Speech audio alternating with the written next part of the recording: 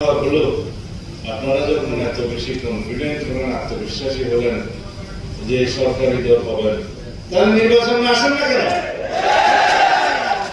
আমাদের জামাত ইসলামী সরকার গঠন করবে, বিএনপি বিরোধী দলে যাবে। তো ভাই সাহেব, আপনারা কি নির্ধারণ করে দিয়েছেন বিএনপি বিরোধী দলে যাবে নাকি জনগণ করবে? কালকে কয়েকটা সমাবেশ হয়েছে সারা দেশে বিভিন্ন বিভাগ পর্যায়ে। পত্রিকায় আজকে হেডলাইন দেখলাম, কোথাও বলছে বাংলাদেশ জামাত ইসলামী সরকার গঠন করবে, বিএনপি বিরোধী দলে যাবে।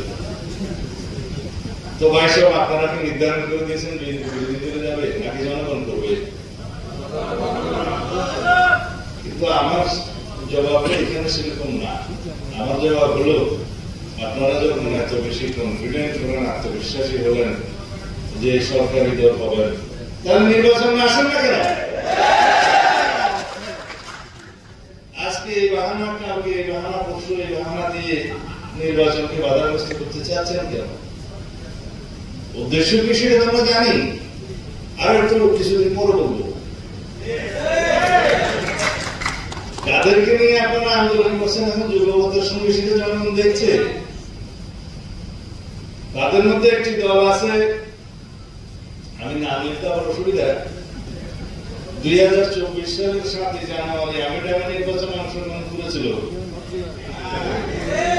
মাত্রাটা বলতে পারি না না, আচ্ছা আপাতত এটা থাকলো, কারণ সঞ্চালকের মধ্যে আপনারা নাম বুঝে নিলেন।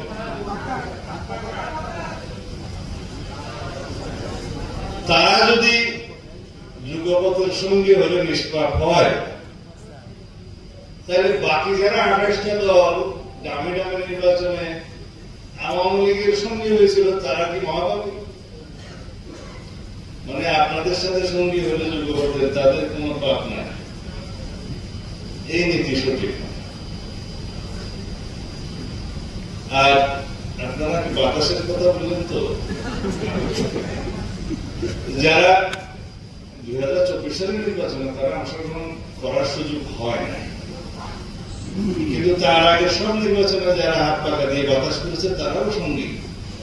তাদের সঙ্গে আমি বললাম আমার পূর্ণ হয়, কিন্তু সবাই এক এক রকমের দাবি নিয়ে আন্দোলনে যেতে পারেন, আমাদের যে অধিকার আছে। তা আমরা বলছিলাম যে বিষয়গুলো এখন আলোচনা টেবিলে নিষ্পত্তি হবে, সেই জন্য অতিরিক্ত চাপ প্রয়োগ করার জন্য কি আপনারা রাস্তায় গেলেন? সেই চাপকে আবার বাতাস শূন্য করার জন্য আমাদেরকেও তো যেতে হবে রাস্তায় আন্দোলন। সেটাকে আমরা এখন চাই, কারণ আমরা আলোচনা টেবিলে নিষ্পত্তি চাই। কারণ বাংলাদেশের গণতান্ত্রিক সংস্কৃতিতে অনেক পরিবর্তন হয়েছে। আমরা চর্চার মধ্য দিয়ে আছে রাজনৈতিক সংস্কৃতির, সেই চর্চা করতে করতে আমরা এইটাকেই ভাগ করবো। দিনের লোক নিয়ে মিছিল করলাম, তাতে কি বিয়ার প্রতিষ্ঠিত হয়ে গেল? আপনারা নির্বাচনে ইশতেহারে আপনাদের দাবিগুলো উল্লেখ করে নির্বাচনে আসুন। জনগণ যদি আপনাদের পক্ষে রায় দেয়, ইশতেহারের পক্ষে রায় দেয়, আপনারা সেটা বাস্তবায়ন করবেন। এটাই তো গণতান্ত্রিক নীতি।